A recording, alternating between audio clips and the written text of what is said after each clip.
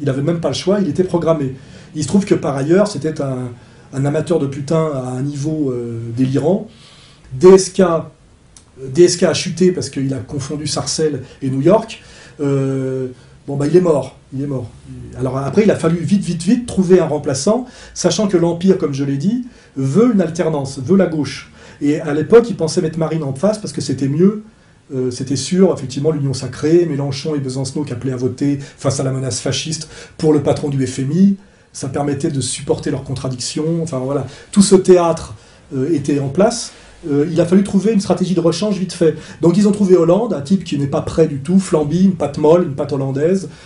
Bon ben voilà, là il attend finalement que Sarkozy dégage. Alors là ce qui est intéressant, c'est qu'on a vu que Sarkozy au G20 avait été humilié par les Chinois, humilié par les Allemands, humilié par les Américains. On a l'impression effectivement que l'Empire mondialiste a déjà décidé que Sarkozy était un président one-shot, c'est-à-dire qu'il porte sur lui toute la merde qu'il a été payé pour accomplir. On l'a dit au début d'interview, et il vaut mieux qu'il dégage. Sa réélection serait une catastrophe, à mon avis, pour qu'il y ait un état de grâce, une alternance, les cons des lecteurs français qui se disent « J'en ai marre de Sarkozy, il m'a baisé, je vais peut-être revoter Hollande », comme si Hollande était une alternative nouvelle, un sauveur, alors qu'il a ratifié toutes les merdes qu'a ratifié également Sarkozy et l'UMP, Europe, machin, truc, il est sioniste comme les autres, il est de tous les tapinages, c'est la même chose, quoi.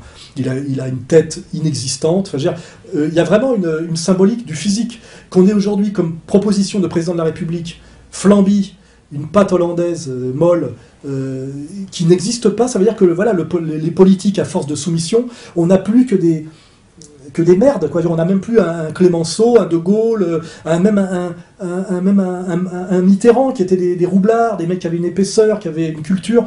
On a des espèces de petites merdes sorties de Sciences Po et de l'ENA, qui physiquement, on dirait un espèce de chat coupé, enfin je veux dire, voilà, on a l'impression... et ça serait le président de la République française, c'est-à-dire que d'une des plus vieilles nations du monde, de quelque chose qui a été la grande nation, qui existe depuis le baptême de Clovis,